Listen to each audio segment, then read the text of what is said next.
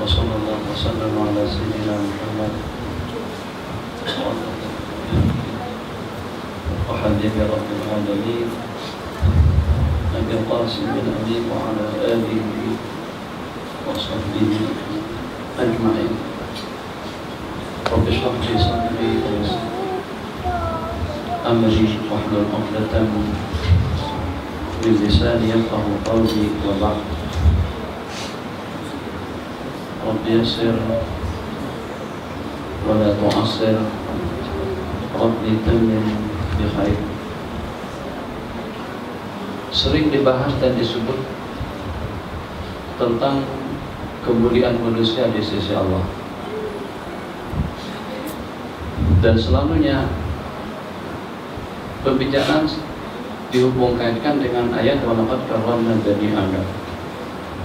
Allah muliakan manusia dengan ilmu, Allah muliakan manusia dengan iman, Allah muliakan manusia dengan yakin, Allah muliakan manusia dengan takwa, dengan ibadah, dan juga dengan hal-hal yang seumpamanya.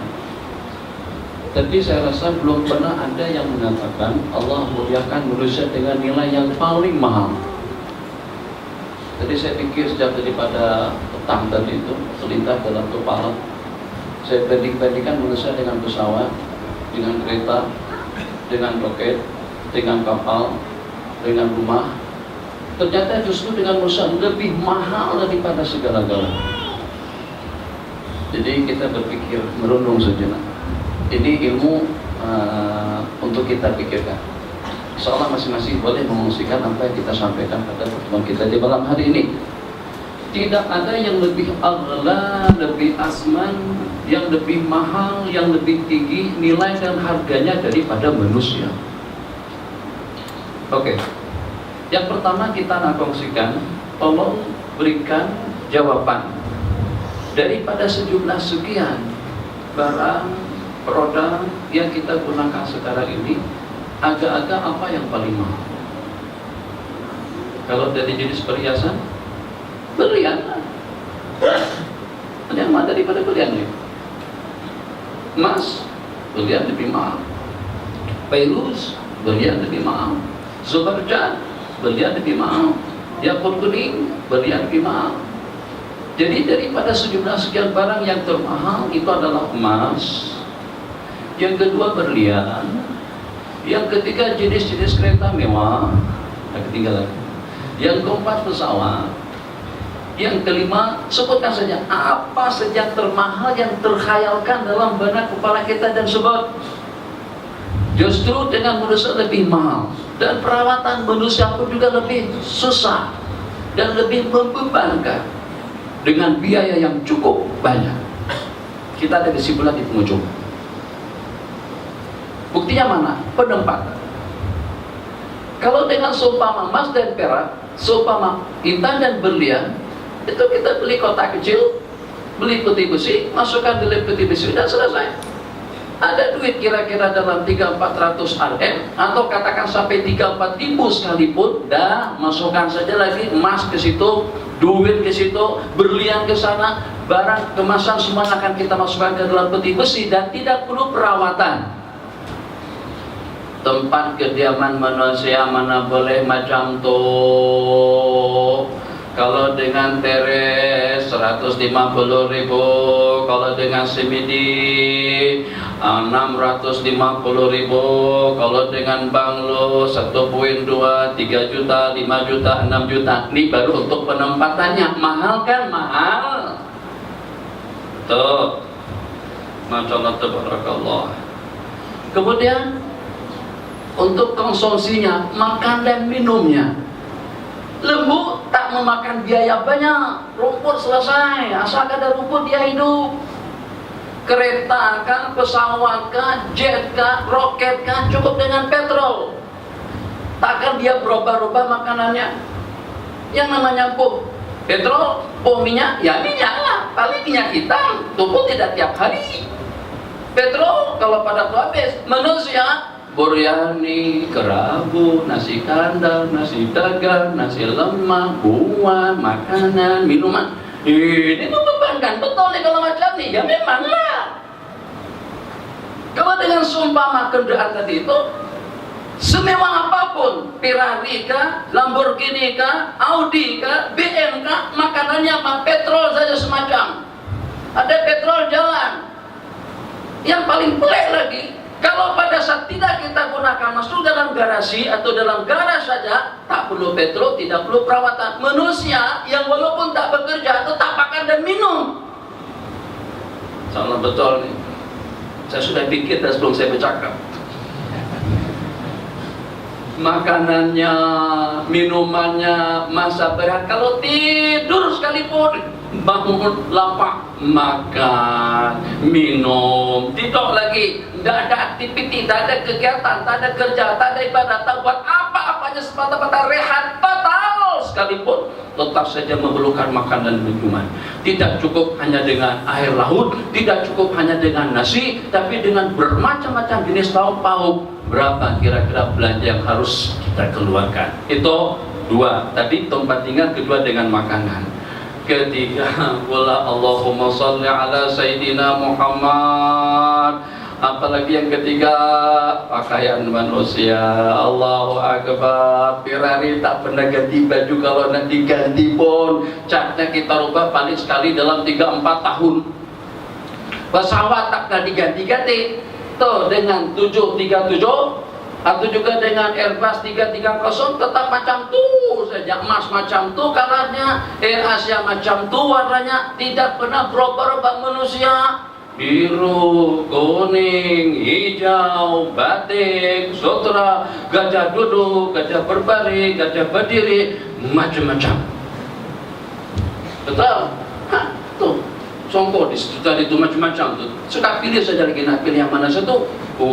Pakaian manusia pun juga boleh tahan. Ini laki-laki kalau dengan perempuan hadis wala harat. Itu udah tak boleh diceritakan.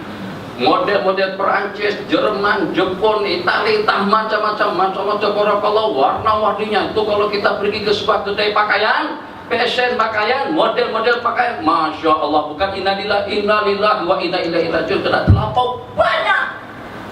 Itu pakaian manusia.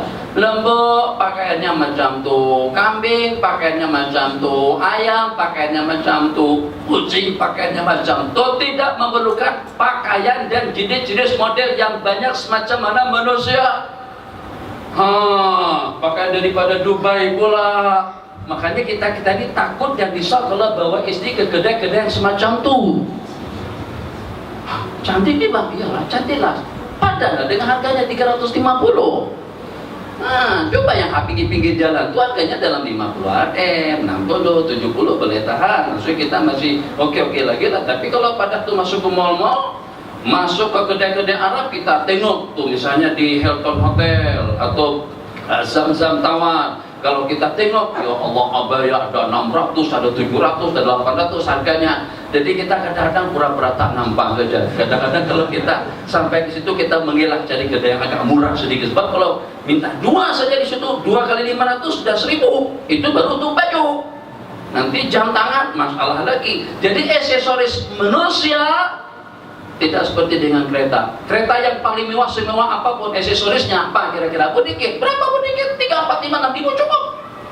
Nih, jam tangan Rolex 40.000. Tuh, dengan giwang, tuh dengan subang, nih dengan kalung, nih dengan gelang, nih dengan tali pinggang, tuh dengan yang di kaki. Allah. Untuk sekedar gambaran saja, betul tidak betul saya nak sebut saja, kan katanya yang dipakai oleh Jadin Rusmah itu sampai 116 juta serba daripada berlian. Tuh kan tuh.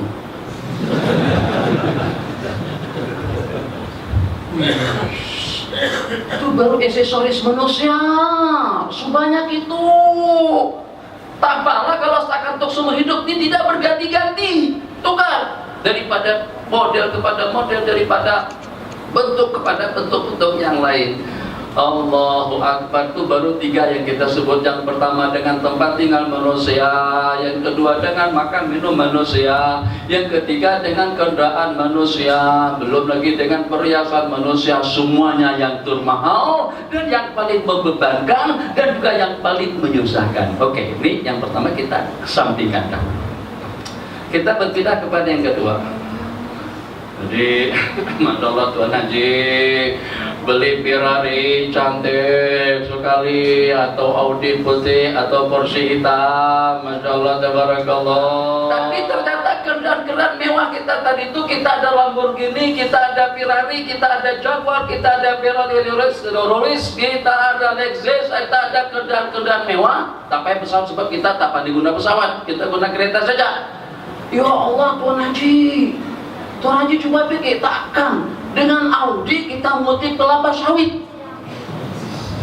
Coba bayang, pikir serentak, besar faedahnya, insya Allah.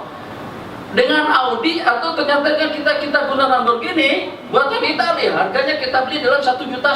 Ternyata kita gunakan untuk mengangkut pasir, kita gunakan untuk membawa bata, kita bawa untuk mengutip getah di kebun getah atau durian kan kita bawa ke dusun. Orang jadi apalagi, takkan ada orang bawa Audi pergi ke dusun untuk mengutip durian. Berapa harga durian? Sama sekali tidak sebanding dengan kendaraan mewah yang kita gunakan. Khair, Masya Allah, tabarakallah. Belum sampai ke penghujung lagi, itu sudah 2. Yang ketiga, Masya Allah, tabarakallah, jambang. Tambah saya guna yang itu kepolitikon kan lah. Nampak kelihatan banyak programnya. Yang warna-warna merah, kuning apa segala macam. Nah, program yang ada dalam atau penyaji kan, bukannya itu dia yang hamil gitu. Ini kira-kira ada kegunaannya tak? Satu persatu nih. Ada kegunaannya pasti. Oke, cukup. Macam juga dengan interior kereta, banyak tumbul-tumbul atau dengan Swiss yang ada di dalam. Bang, kita kemana bang? Ke Penang insyaAllah. Oke, berangkat. Bila insyaAllah, selepas tazkirah Bila. Oke, saya bilang, bawa toslet kan? Sintar, toslet Solo, bawa Solo. Atau buah kipas, 2. Boleh sangat. Oke, tak apalah. Sama-sama kita naik. Anda naik, Anda samping ke sebelah kanan, tebal kereta.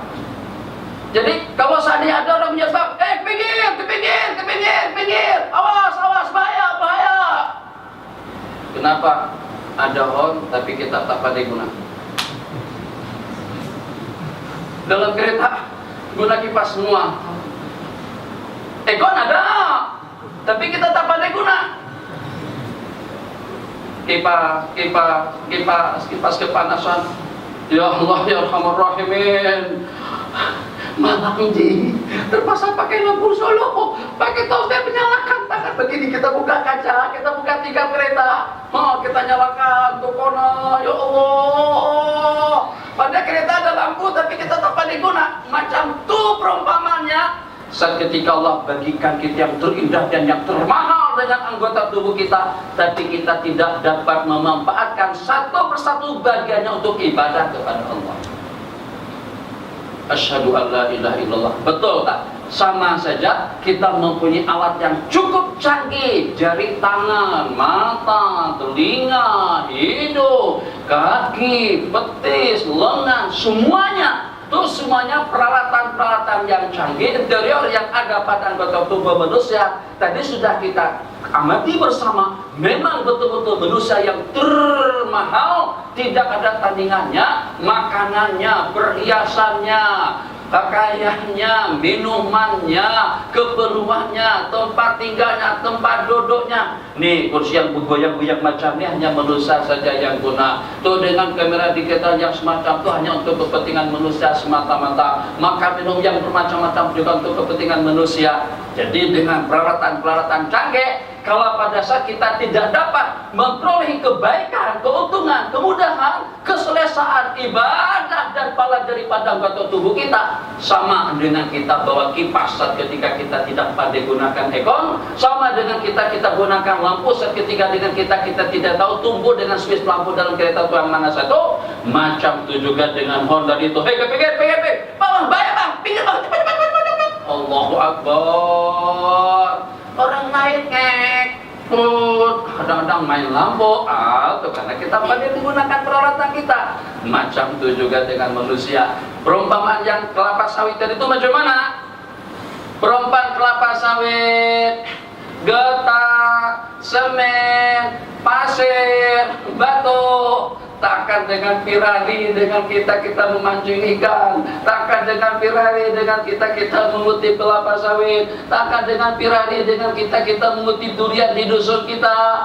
Kenapa? Karena tidak sesuai antara kecanggihan teknologi pirali dengan kegunaan yang kita gunakan. Macam itu juga kalau pada saat dengan manusia memanfaatkan anggota tubuhnya untuk sukan, memanfaatkan anggota tubuhnya untuk hiburan, memanfaatkan anggota tubuhnya untuk music. Music itu terlampau sedikit. Sama saja dengan seseorang yang mengutip kelapa sawit dengan audinya atau dengan porsinya. Tidak ada perbedaan dengan manusia yang menggunakan anggota tubuh yang termahal tadi itu. Yes, dangdut, joget, bola sepak.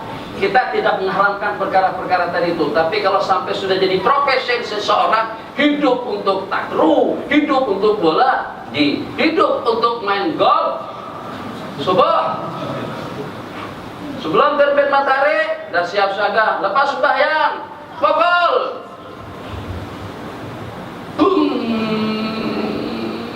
mata yang harganya berjuta-juta dan tidak ada tandingan dan nilainya tadi itu. Kita tengok bola, coba kalau kita tengok Al-Quran, coba kalau kita tengok Ka'bah, coba kalau kita tengok orang tua dengan penuh rasa kasih sayang, coba kalau kita tengok wajah orang yang alim rabbani akan memberikan hati dan perasaan, coba kalau kita tengok hadis, coba kalau kita tengok ilmu, Masya Allah, tabarakallah, manfaatnya luar biasa.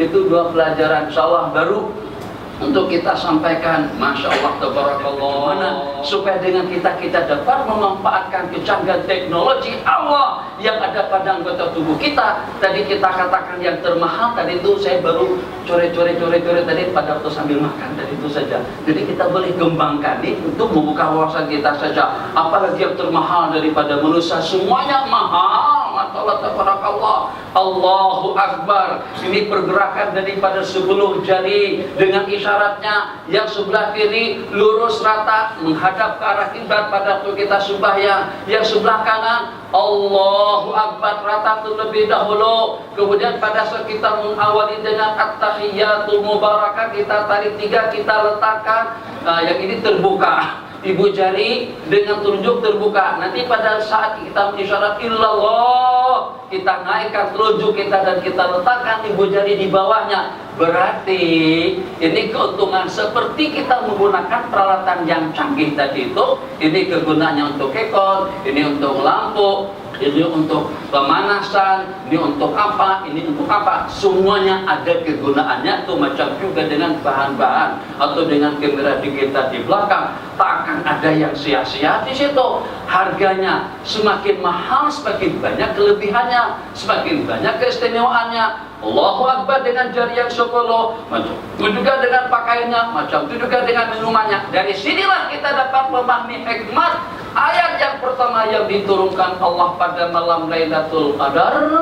Itu adalah ayat yang berbunyi, ayat yang diturunkan pertama kepada baginda Nabi itu adalah ayat yang berbunyi Iqra bismi rabbikal ladzi khalaq. Dari sinilah pentingnya ilmu. Dari sinilah posisi dan kedudukan orang yang berilmu. Kenapa? Sebab dengan orang yang berilmu, dengan landasan Iqra, bacalah dengan ekonomimu, untuk ekonomimu, untuk politikmu, untuk budayamu, makan minummu, akad nikahmu, kawin bercumbumu. Begitu juga dengan keperluan hidup kita lainnya, segala keperluan-keperluan yang kita perlukan supaya dapat kita memanfaatkan. Sebab anggota kita ini terlampau mahal. Semuanya mahal, dan yang paling mahal, mana buktinya manusia yang paling mahal lebih mahal daripada pesawat?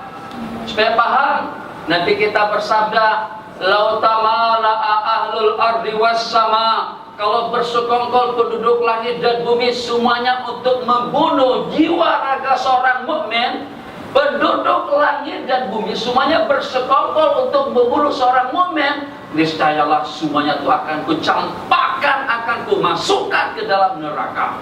Oh, kenapa? Karena manusia itu terlampau mahal di sisi Allah. Nabi kita bersabda dalam sebuah hadis, lazawalud dunia, hancurnya dunia, kiamatnya dunia itu lebih ahwan, lebih mudah bahasa sana lebih gampang di sisi Allah daripada membunuh seorang mukmin. Jadi bukan sesuatu yang dengan stepnya ditembak macam itu. Lebih mendingan dunianya hancur daripada terbunuh seorang mukmin di sisi Allah Jalla wa'ala. Maknanya bukan hanya setakat mahal menurut kita, canggih menurut kita, hebat menurut kita, di sisi Allah pun juga seperti itu. Mana buktinya? Dunia dengan segala kemewahannya itu Allah peruntukkan untuk kita peralat, untuk kita produk, untuk kita laksanakan itu dan ini, untuk keperluannya kita perlukan, perobatannya, makanannya, minumannya, pakaiannya, kendaraannya, teknologinya, komunikasinya, semuanya sebutkan saja, itu semuanya untuk kita. Nih dengan akal yang satu ini saja ternyata dapat melahirkan dan dapat memproduk dan dapat menghasilkan triliun duit yang tidak terhitung banyaknya itu daripada akal yang Allah bagikan. Supaya kita sudah dapat, supaya jangan sampai modal yang banyak tapi hasil yang sedikit, modal yang banyak tapi tidak ada kegunaannya, modal yang tidak ada tandingannya tapi dengan keuntungannya tidak memadai. Itulah manusia yang menggunakan waktu untuk hiburan, yang menggunakan waktu untuk sukan, yang menggunakan waktu untuk perkara yang hura-hura, yang tidak diridhai, atau juga perkara-perkara yang tidak disukai oleh Allah Jalla wa'ala. Sesuai, seimbang, serasi antara modal nilai manusia yang lebih mahal daripada Ferrari, yang lebih mahal daripada pesawat, yang lebih mahal daripada Discovery, yang lebih mahal daripada dunia, harus satu persatu daripada anggota tubuhnya termanfaatkan, yang dengan salah satunya boleh mendapatkan istana indah nanti di dalam surga, boleh mendapatkan rahmat daripada Allah, boleh mendapatkan keampunan dosa, boleh memberikan syafaat kepada umat, boleh untuk melayakkan dia mendapatkan minuman daripada telaga Kausar. Bagaimana agar dengan kita mendapatkan yang semacam itu? Jawabannya Nabi kita bersabda, talabul ilmi faridatun ala kulli muslimin wa muslimah. Menuntut ilmu itu adalah kewajiban ke atas laki-laki muslim dan juga kepada perempuan. Tidak ada perbedaannya. Masya Allah, tabarakallah. Nabi kita bersabda, langkahkan kaki dari tempat ke tempat, dari rumah ke masjid, dari rumah ke surau, dari daerah ke daerah. Sejauh jarak yang kita tempuh, semakin banyak jarak yang kita tempuh untuk mengaji, untuk belajar, menghadiri majlis-majlis ilmu, sebanyak itu juga kemudahan-kemudahan yang kita dapatkan untuk kita mendapatkan surganya Allah. Nabi kita bersabda, man salaka tariqan yaltamisu fihi ilma, barang siapa menempuh jalan untuk menuntut ilmu pengetahuan, sahalallahu bihi tariqan ilal jannah, Allah akan mudahkan kepadanya jalan untuk menuju surga. Nabi kita bersabda dalam sebuah hadis, Nabi kita bersabda, babun minal ilmi nata'allamu, satu bidang ilmu pengetahuan yang kita pelajari itu lebih afdal daripada sembahyang 1000 rakaat. Dan babun minal ilmi nu'allimu, dan satu bidang ilmu yang kita ajarkan itu lebih afdal indallah min mi'ati rakaat, daripada 100 rakaat. Tentu pertanyaannya, bagaimana seperti itu kedudukan ilmu sampai lebih daripada sembahyang pahalanya, memudahkan kita untuk masuk surga. Dan sebuah hadis dinyatakan kalau mati pada masa kita menuntut, kita akan mendapatkan pahala syahadat di sisi Allah. Allah berfirman, hal yastawil ladina ya'lamuna wal ladina la ya'lamun, apakah sama orang yang tahu dengan orang yang tidak tahu? Allah berfirman, yarfa'illahu alladhina amanu minkum walladhina utul ilma darajat. Itu kita sering dengan ayat itu dan juga sering mendengar terjemahannya. Allah telah mengangkat martabat orang-orang yang beriman dan juga dengan martabat orang-orang yang berilmu dengan sekian kali, dengan sekian ganda maratib, dengan derajat yang lebih tinggi. Kenapa tidak dengan jabatan? Kenapa tidak dengan politik? Kenapa tidak dengan ekonomi? Kenapa tidak dengan atlet? Kenapa tidak dengan seniman? Satu orang seniman sanggup untuk menggerakkan pasukan atau jumlah bilangan manusia ribuan bahkan jutaan ramai. Itu yang Bieber di ujungnya tuh, Justin Bieber atau apa tuh, itu ada berapa juta penggemarnya. Dulu yang dari Korea X4, kalau tidak X4, X5 kan tak tahu. Itu berapa juga penggemarnya. Itu yang ada berjanggut sedikit seperti janggut saya yang namanya Awi, ada berapa penggemarnya. Itu dengan Amung ada berapa penggemarnya. Itu dengan Siti jutaan penggemarnya. Nabi kita tak kata, Al-Quran tidak katakan yarfa'illahu alladhina amanu minkum walladhina utul malahi wal gitarat atau gitar, gambur, dolia. Nggak ada. Itu merapuh kalau ada yang dibaca semacam itu bunyinya. Yang Allah angkat martabat orang yang berilmu. Kenapa?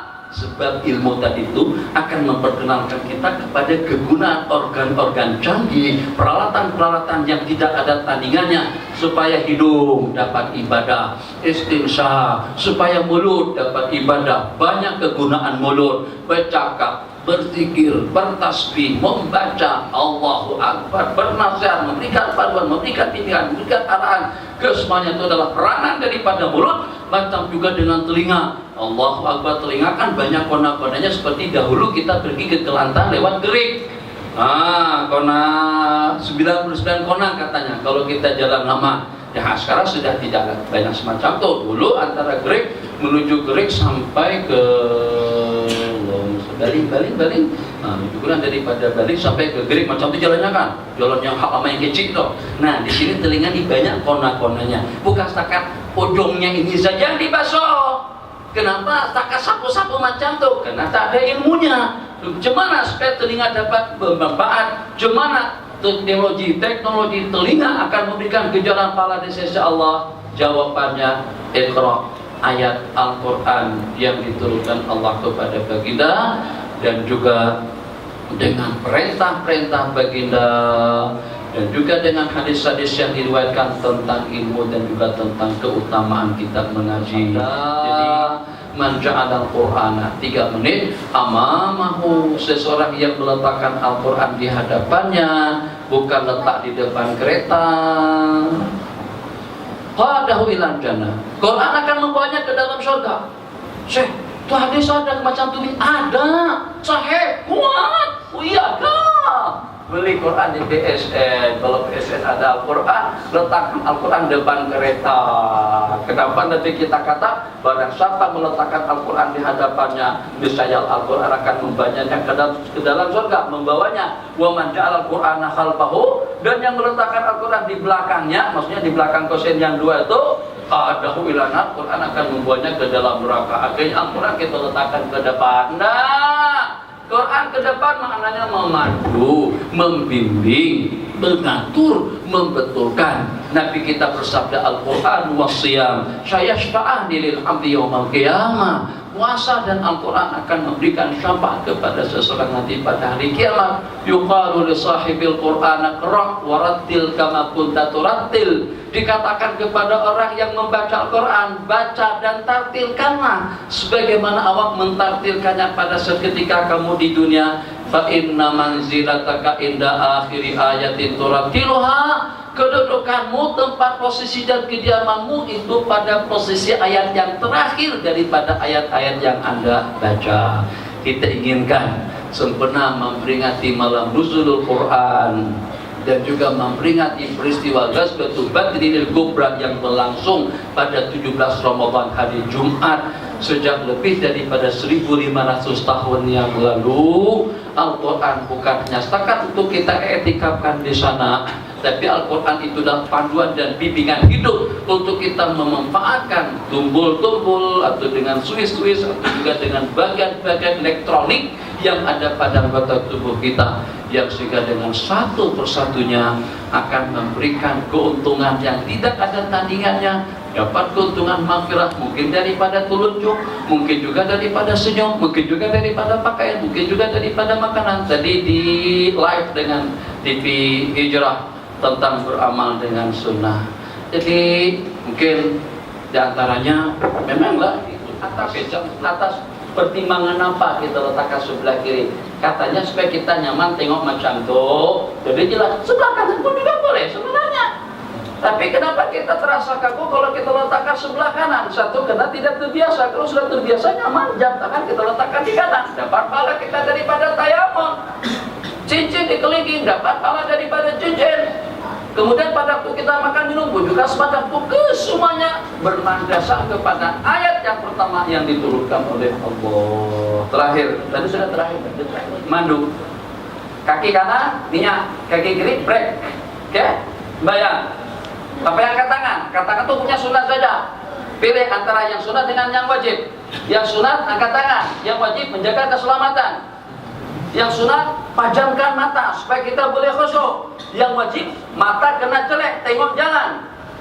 Bayang, supaya jangan sampai ketinggalan salat pada masa kita bepergian. Takbir, tapi angkat tangan, Allahu Akbar saja, ikut mandu, ikut jalan.